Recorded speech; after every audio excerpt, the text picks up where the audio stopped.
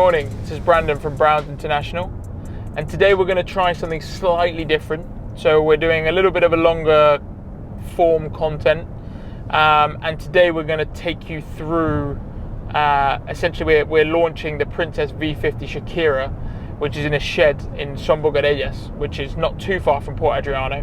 But this means we have to transport the vessel on a lorry from Son Bogarellas down to Port Adriano, so that we can sea trial tomorrow with the customer who is coming to buy the vessel. So we're going to show you the behind the scenes of that, how we transport the boat and how we launch the boat into the water, and then hopefully tomorrow we can show you the vessel ready to rock and roll for sea trial with the client. Buenos días.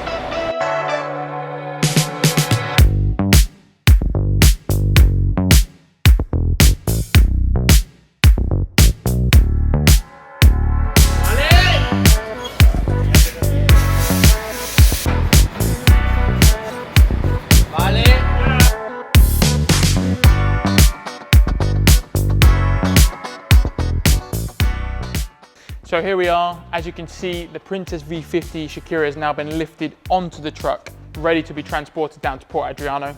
And the client had requested that we do all of the out-of-water service on board. So essentially she's had fresh anti-fouling, polishing, drive service, antique work all completed, ready to go in the water in Port Adriano. We're gonna head down that way now. Follow us there.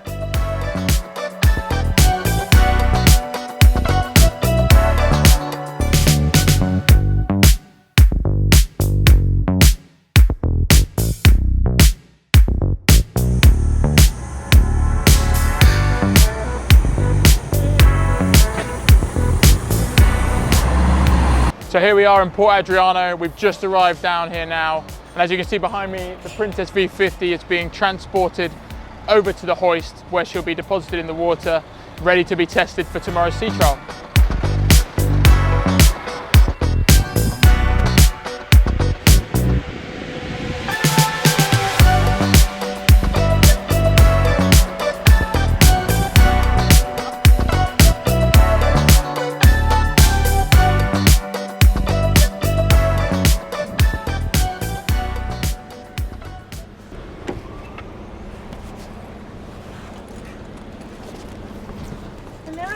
Hello. How was Menorca? Was it good? Yeah, Liv, it was. Yeah, thanks for picking me up. Obviously, it was a bit of a flying visit in and out, but by the same token, it was very, I don't know, there's a lot of difference between Mallorca and Menorca. As soon as you get to Menorca, you feel it's quieter, slower. It's a, summer. Yeah, mid-August. This is the highest point of the season, and you've arrived there, and it's just so different. The airports are different. The town's different, the pace of traffic is different, but I mean, obviously I went to see a very good fresh client to explain a few new boat options to him, and to run through, if you like, a short list of what we could see at Cannes Yachting Show in a few weeks' time. Is he coming to Cannes, or he's coming? Yeah, no, I'll be hosting him for a day and a half there, where we can actually physically see the boats, touch them, feel them, smell them, and the whole thing now is for him to kind of create his shortlist from what he's seen, whether it's, you know, 4 cabins, the size of the boat, the crew cabins, the exterior interior spaces. Yeah, there's a lot of options that he's looking at, and one of their particular things was he likes a lot of coverage and shade. Okay. So obviously that knocks out some of the more prevalent day type boats, and points a lot more in the way of the sporty flybridges, or some of the newer designs where you've got a lot more interior and aircon areas. Yeah. It's also, you know, I've been back to Menorca for 5 years, so going back there brought back a lot of memories after having lived. Yeah, after living there for 10 years. Much changed? Nothing's changed. Actually, I did go on one new road. Okay. And there was a new roundabout, so the roundabout salesman's done well. One improvement. Yeah, exactly.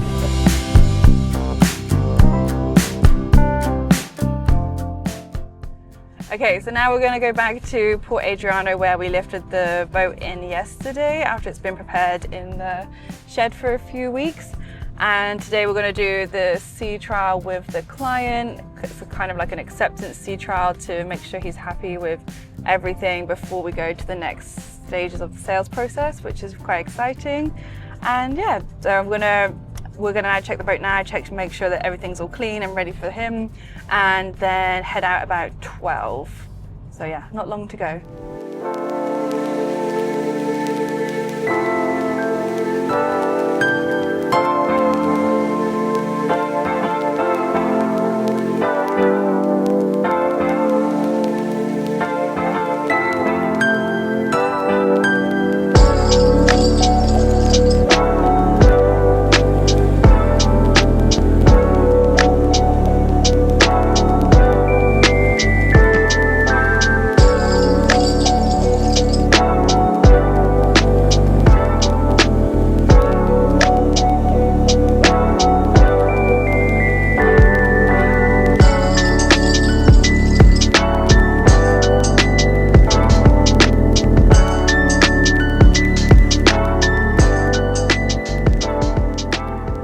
So here we are after the sea trial on this stunning Princess V50 Shakira. We've just basically received the customers on board, checked out the boat, made sure everything was right, and then headed out to sea. The client asked us to bring forward a Volvo specialist, so we brought forward Total Marine, who plugged into the engines for the sea trial to basically check for any error codes, etc.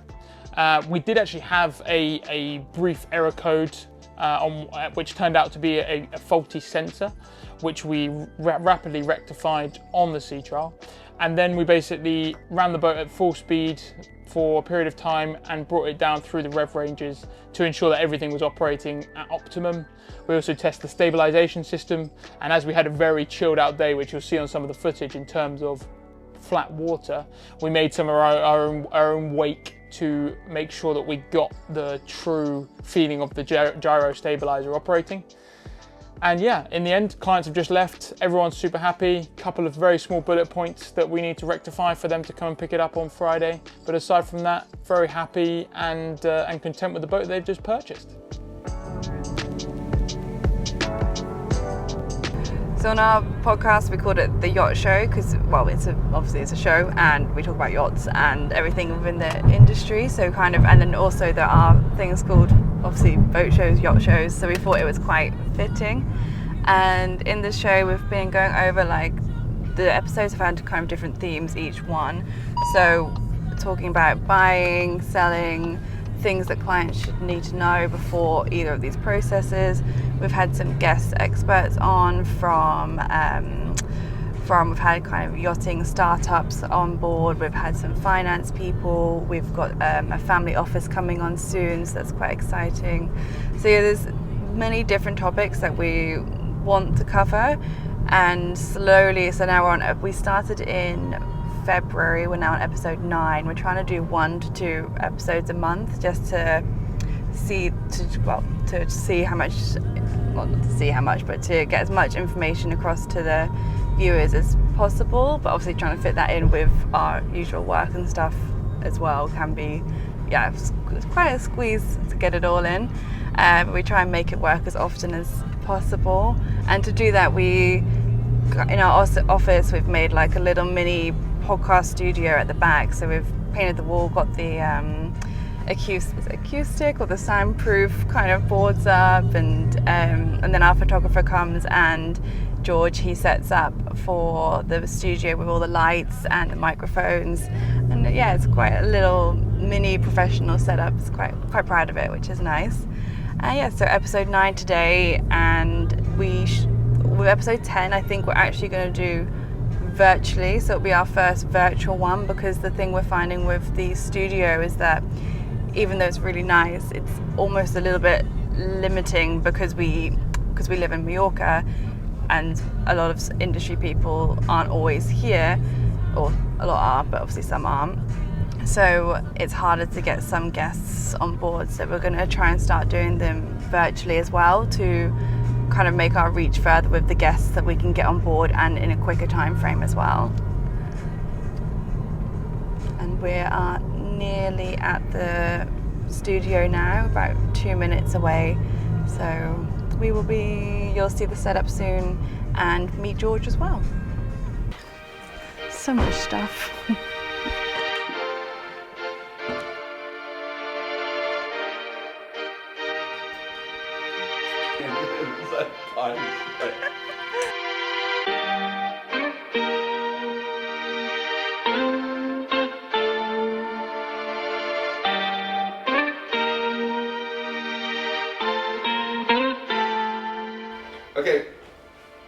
Brandon, camera. Have fun with this one. Spence, camera. Audio in 3, 2, action.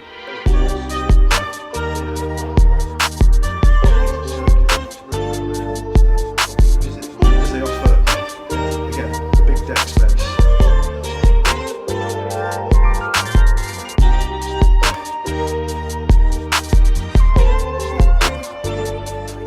So just going to take the opportunity while Spencer's here to film a bit more kind of organic, kind of real content, as in not reels, not real, but it's all real.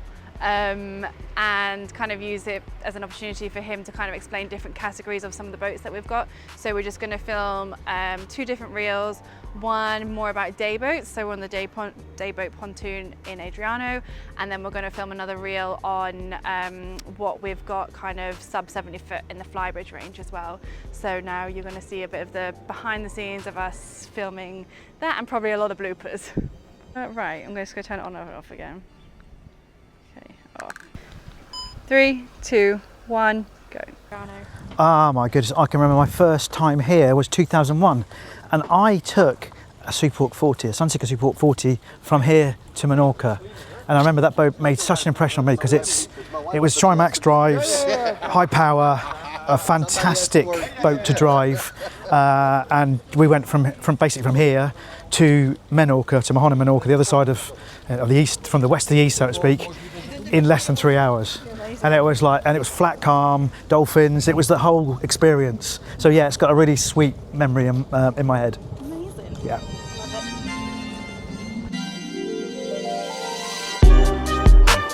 Cheers. It's good to relax at last after a busy morning recording the podcast. A lot of work goes into those, but they're really good fun and we hope you're enjoying them. Managed to sneak down to Adriano for this sneaky little coffee before Olivia and Brandon arrive. We're going to be planning our can time and also some events for late 25 and into 26. So that's all really exciting stuff. Adriano is one of my favourite marinas, in particular because of the quality, the colour background, as you can see behind me. The quality of the boats are really good. The way the main centre has a great shopping area for jewellery. Many boat dealerships here, and lots of service support. Moorings on this side obviously are very, very in demand. On the far side, in demand for the larger yachts. So this really is a great marina because it's away from the beating heart of Palma, but has a very distinct character. Very easy to get round to the north of the island from here, as well as back round to Palma, and a good stopping off point if you're boating from Palma. Adriano, what a place.